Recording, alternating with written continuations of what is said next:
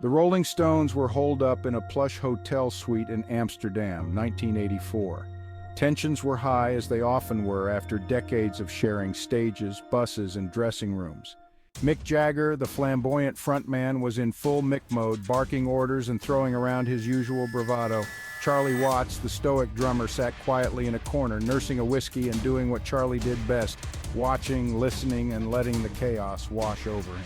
The evening had started as a post-show celebration, but had quickly descended into a blur of egos and excess. Mick, wearing a silk robe and sipping champagne, decided it was time to summon his bandmates for a serious talk. "Charlie!" Mick slurred into the room's phone system, which connected all their suites. "Where's my drummer? Where's my effing drummer?" Charlie, who had been trying to enjoy a rare moment of peace in his room, hung up the phone without a word. Mick, undeterred, dialed again. "Get your arse up here, you're just my drummer," Mick barked.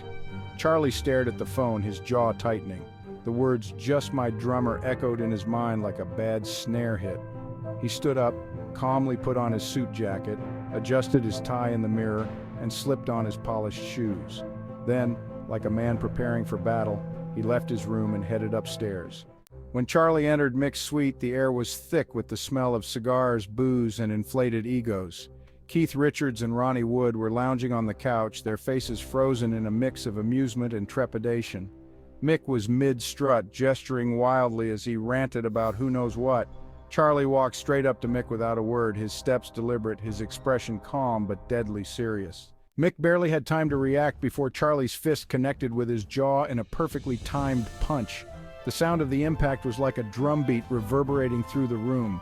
Mick stumbled backward, more in shock than pain. Keith burst out laughing, his raspy cackle filling the suite. Ronnie tried to suppress a grin but failed miserably. "That," Charlie said, straightening his jacket and adjusting his tie, "was for calling me your drummer. I'm not your drummer. You're my singer." The room fell silent, the weight of Charlie's words landing harder than the punch itself. Mick, to his credit, didn't retaliate.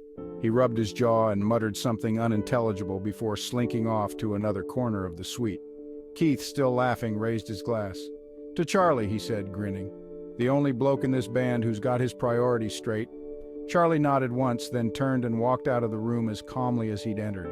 He went back to his suite, poured himself another whiskey, and sat by the window gazing at the Amsterdam skyline. The next day, nothing more was said about the incident. The Rolling Stones rolled on as they always did, but from that night on, no one ever dared to call Charlie Watts just a drummer again.